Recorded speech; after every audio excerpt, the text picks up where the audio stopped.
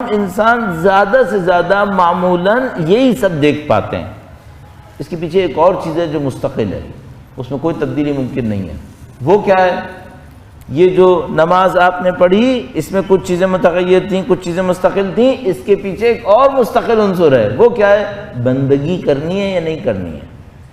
ہاں، بندگی کرنی ہے۔ یہ لیئرز کا نظام ہے۔ اس بندگی سے پیچھے بھی ایک اور مستقل حقیقت ہے۔ وہ کیا ہے؟ وہ یہ کہ خدا خالق ہے اور میں مخلوق ہوں۔ اب ہم لوگوں کے ساتھ جو مشکل ہے وہ یہ کہ ہم اس میں پھنسے رہ گئے ہیں کہ ظاہر میں کیا ہونا ہے اور پیچھے جو دو لیئرز ہیں ان دو لیئرز کے اوپر ہماری توجہ نہیں ہو پا رہی۔ پہلی لیئر کا تعلق عقائد سے ہے، دوسری لیئر کا تعلق اخلاقیات سے ہے۔ پہلے حصے کے اندر یہ طے ہونا ہے کہ میں خالق ہوں یا میں مخلوق ہوں۔ اگر میں مخلوق ہوں تو میں خود سے ہوں، اتفاقاً خلق ہوں، یا منصوبے کے تحت خلق ہوں۔ یہ عقائد کا حصہ ہے۔ بدقسمتی سے ہماری اس پہ توجہ نہیں رہی۔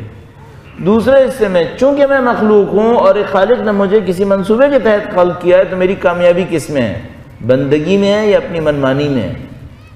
بندگی میں ہے۔ اس کو بھی ہم نے بلا دیا۔ تیسرے لیئر کے اندر گفتگو آئی مجھے کہ چونکہ بندگی میرے لیے ہدف ہے، مجھے نماز پڑھنی چاہیے نہیں پڑھنی چاہیے؟ خدا نے کہا نہیں، پڑھو، اقیموا الصلاۃ۔ ہماری دینی معلومات یہاں سے شروع ہوتی ہے، ہماری دینی معلومات یہاں سے شروع ہو رہی ہے۔ اس کی وجہ سے کیا ہو رہا ہے؟ اس کی وجہ سے یہ ہو رہا ہے کہ جو لوگ دین پر عمل نہیں کر رہے انہیں ہم کنونس نہیں کر پا رہے کہ کیوں عمل نہ کریں، اور جو دین پر عمل کر رہے ہیں وہ زیادہ تر دین کا فائدہ نہیں دکھا پا رہے ہیں، وہ دین کا فائدہ نہیں دکھا پا رہے ہیں۔ مثال کے طور پر ایک عمومی شکایت آپ نے یقیناً اپنے معاشرے کے اندر سنی ہوگی، وہ یہ کہ میں فلاں آدمی سے ملا، وہ 5 وقت نمازی اور پرہیزگار، اور اس نے میرے ساتھ یہ کر دیا۔ آپ نے یقیناً یہ جملہ بہت دفعہ سنا ہوگا اپنے معاشرے کے اندر۔ اچھا، اس کا مطلب کیا ہے؟ اس کا مطلب یہ ہے کہ ہماری انڈرسٹینڈنگ جو دین کے بارے میں ہے وہ اس سامنے کی لیئر سے پیچھے نہیں جا پا رہی۔ نماز، اس کے پیچھے بندگی کے پیچھے خالق اور مخلوق کا رشتہ، وہاں تک بات نہیں جا رہی ہماری۔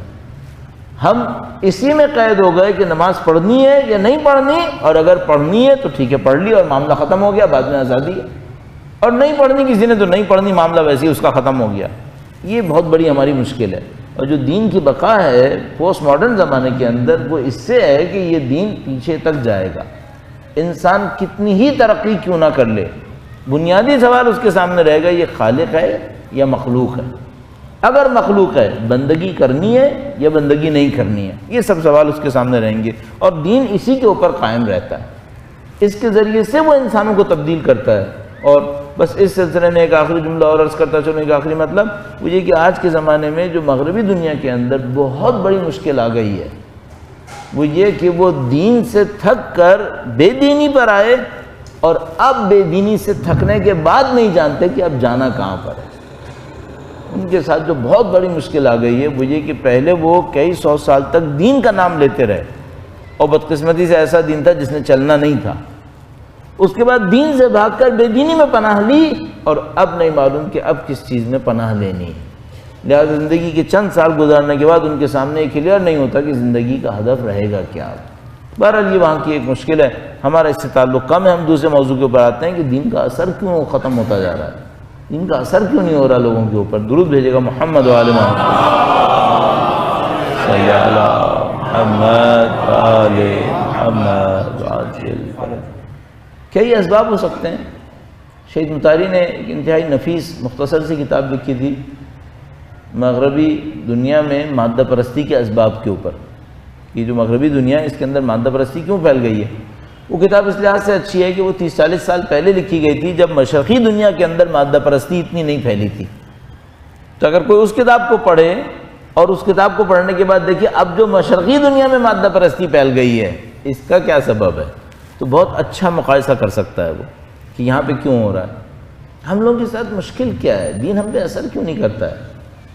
یعنی میں کبھی کبھی حساب لگاتا ہوں تو کراچی کے اندر 3-4 لاکھ مجلسیں ہر سال ہوتی ہیں یہاں پہ، اور اثر مفقود ہوتا جا رہا ہے، اثر کم ہوتا چلا جا رہا ہے۔ تو اس کی چند وجوہات سمجھ میں آتی ہیں۔ بہت بڑا ایک معاملہ جو مجھے سمجھ میں آتا ہے وہ یہ کہ ہم نے دین کا جس طرح تجربہ ہونا چاہیے وہ تجربہ نہیں کیا ہوا۔ اس کا ایک مقدمہ عرض کرنے کی جسارت کروں گا، درود بھیجے گا محمد و آل محمد، صلی علی محمد و آل محمد وعجل فرجہ۔ آپ نے اور ہم نے کہیں نہ کہیں اسکول اور کالج کے زمانوں میں سائنس پڑھی ہوگی، اور اس میں ہم لوگ مختلف سائنس کے لاز پڑھا کرتے تھے۔ مجھے یاد ہے آج تک چارلز لا، بوائز لا، پتہ نہیں آئنسٹائن کے کون کون سے لاز یہ لوگ ہم لوگ پڑھا کرتے تھے، یا پتہ نہیں وہ لینسز کے ریفلیکشن کے لاز اور یہ اور وہ۔ ان میں سے کتنوں پر ہمارا یقین تھا؟ میرا اپنے خیال ہے کہ ہم میں جو مجھے ابھی تک یاد آ رہا ہے، اچھے کالجوں میں پڑھنے والے بچے بھی زیادہ تر رٹا کرتے تھے، کچھ لٹرلی رٹا کرتے تھے اور کچھ لوگ ایک اور سینس میں رٹ لیتے تھے۔ بلیف نہیں تھا، بلیف نہیں تھا، یقین کیوں نہیں تھا ہمیں؟ یعنی میرا اپنا ایک خیال ہے، میں کراچی کے ایک اچھے کالج میں پڑھا کرتا تھا، دہلی کالج اس زمانے بہت مشہور تھا، اور اس کلاس میں بھی شاید 70-80 کی کلاس میں 3-4 بچے ایسے ہوتے ہوں گے جن کو ان قوانین کے اوپر یقین تھا۔ اچھا کیوں ایسا ہے؟ انسان جب تک کسی چیز کے تجربے سے نہیں گزرتا اس کا یقین اس کے دل میں سرایت نہیں کرتا، دل میں یقین سرایت نہیں کرتا۔ مثلا آپ نے یقیناً بہت سارے لوگوں کو احتیاطیں بتاتے سنا ہوگا کہ بھئی اس معاملے میں یہ احتیاط کر لو، اس معاملے میں وہ احتیاط کر لو۔ اچھا جو ذرا جوان ٹائپ کا ہوتا ہے وہ ان احتیاطی فارمولوں کو سن سن کے کڑتا رہتا ہے، چڑھتا رہتا ہے کہ بھئی یہ کیا ہر وقت احتیاط احتیاط احتیاط۔ اچھا لیکن جو عمر رسیدہ ہوتا ہے وہ ان احتیاطوں کے نہ کرنے کے نتیجے میں کچھ سزائیں اٹھا چکا ہوتا ہے، اس کی زندگی میں کچھ تجربے ایسے ہو چکے ہوتے ہیں جس میں اس نے وہ احتیاط نہیں کی اور کسی معاملے سے گزرا۔ مثال کے طور پر اگر کسی نے بے احتیاطی میں گاڑی کھلی چھوڑ دی ہو اور اس کی گاڑی چوری ہو گئی ہو تو اگلی دفعہ کتنا امکان ہے کہ گاڑی کھلی چھوڑ کے جائے گا؟ میرا اپنے خیال ہے کہ ایکسٹرا کیئر اس بات کی کرے گا کہ گاڑی میری کھلی نہ رہ گئی ہو چونکہ ایک دفعہ گاڑی غائب ہو چکی ہے۔ یہ ہم سب کے ساتھ ہوتا ہے، ہم لوگ سنے پہ کم اور تجربے پہ زیادہ یقین رکھتے ہیں، یہ بہت اچھی بات ہے۔ درود بھیجے گا محمد و آل محمد، علیکم السلام ورحمۃ اللہ، محمد و آل محمد وعجل۔ تو ہم سب کے ساتھ یہ ہے، اور جو ہم لوگوں کے ساتھ ایک بہت بڑی مشکل ہے وہ یہ کہ ہم لوگوں نے دینی تجربے کرنا تقریباً بند کر دیے ہیں، دینی تجربے کرنا بند کر دیے۔ میں تجربے کی دنیا سے، دینی تجربوں کی دنیا سے ایک تجربہ آپ کی خدمت میں عرض کرتا ہوں۔ ایک بار پھر درود بھیجے گا محمد و آل محمد، صلی علی محمد و آل محمد وعجل فرجہ۔ 1996 میں میں نے ایران چھوڑ کر پاکستان آ رہا تھا، اور یہ ہماری زندگی کا بہت بڑا فیصلہ ہوتا ہے۔ جو طالب علم ملک سے باہر کہیں علم حاصل کرنے کے لیے جاتے ہیں، کچھ عرصے رہنے کے بعد جب وہ واپس آ رہے ہوتے ہیں، چاہے وہ قم سے آ رہے ہوں چاہے وہ امریکہ سے آ رہے ہوں، وہ ٹائم بہت سخت ٹائم ہوتا ہے، بہت بڑا فیصلہ ہوتا ہے، خاص کر اگر ہماری طرح کوئی 12 سال کے بعد آ رہا ہو تو بہت بڑی لائف میں چینج ہوتی ہے وہ۔ تو جب واپس آ رہے تھے تو مجھے یاد ہے کہ ایک دوست نے ہم سے پوچھا کہ تم کیا کرو گے وہاں پہ جا کے، اور یہ ایک اور بہت بڑا سوال ہوتا ہے جس کا میرا اپنے خیال ہے کہ شاید کوئی بھی قوم میں رہنے والا جواب نہیں دے پائے گا اتنی آسانی سے۔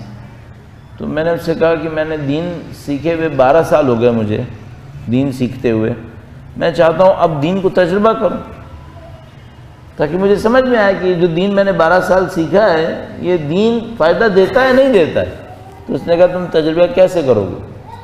تو میں نے اس سے کہا کہ دیکھو مثلاً ہم نے بچپن سے سنا ہے کہ نماز کے بعد جو تسبیح ہم لوگ پڑھتے ہیں یہ ہمارے لیے اللہ کے نبی نے تحفہ دیا ہے جو بی بی سیدہ طاہرہ سلام اللہ علیہ کے نام پر صلی اللہ علیہ وسلم۔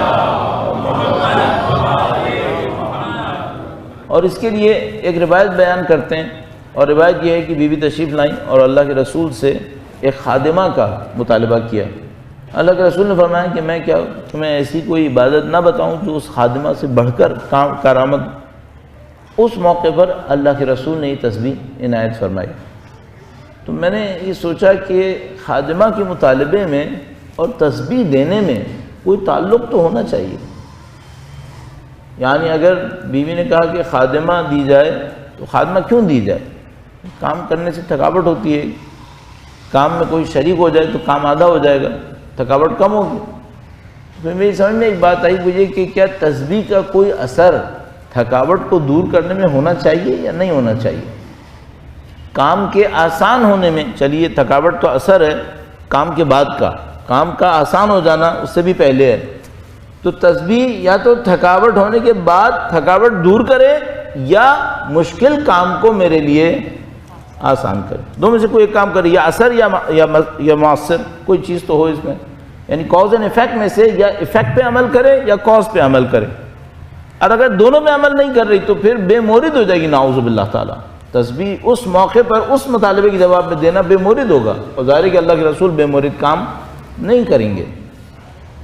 تو میں نے اپنے دوست سے کہا کہ میں یہ تجربہ کرنا چاہتا ہوں کہ بھئی یہ تسبیح واقعاً کام آئے گی یا نہیں آئے گی. اور کیا مثال؟ اور مثال یہ ہے کہ بھئی اتنے فارمولے ہم نے سنے ہیں دین میں رزق بڑھانے کے. اب میں قم میں بیٹھا ہوں، مجھے ایک اسکالرشپ مل رہا ہے، مجھے رزق کی کوئی مشکل ہے ہی نہیں کہ گھٹے گا یا بڑھے گا، مجھے وہاں کیا مشکل ہے. تو اب میں یہ کروں گا کہ میں پاکستان واپس جاؤں گا، عام لوگوں کی طرح نوکریاں کروں گا، رزق کمانے کی کوشش کروں گا، اس کے بعد دیکھوں گا کہ وہ رزق بڑھانے والے نسخے کام آتے ہیں یا نہیں آتے. میں نے اس سے کہا کہ یہ میرا دینی تجربہ ہوگا. تو مجھے یاد نہیں آتا اس نے مدت پوچھی یا نہیں پوچھی، تو میرا اندازہ یہ تھا کہ 5-10 سال تو لگ ہی جائیں گے تجربے کرتے کرتے. اندازہ انڈرسٹینڈنگ تقریباً یہ تھی میری. 10 سال کے بعد سے مجھے ان تجربوں کا اثر نظر آنا شروع ہوا. اب الحمدللہ رب العالمین 18 سال ہو گئے. 18 سال ہو گئے. اس 18 سال میں میں نے بہت سارے تجربے کر لیے ہیں، دین کے کاموں کے تجربے کیے. ان تجربوں سے کچھ چیزوں پر دین کے میرا یقین آ گیا، میرا یقین آیا. جو مجھے کمی نظر آ رہی ہے اپنے معاشرے میں وہ یہی نظر آ رہی ہے، ہم دین کے اوپر تجربہ نہیں کر رہے، دین کو منقول لے رہے ہیں. یہ نقل ہوا ہے تو میں لے لیتا ہوں، خود تجربہ کروں گا نہیں. اچھا کیا نقل کے اوپر اور سننے کے اوپر اعتماد کروں گا؟ وہ بھی چندہ نہیں. اعتراض بھی نہیں کروں گا لیکن بہت زیادہ دل کا اطمینان بھی نہیں ہوگا. تو پھر دین کیسے پھیلے گا؟ دین کا اثر کیوں ملے گا؟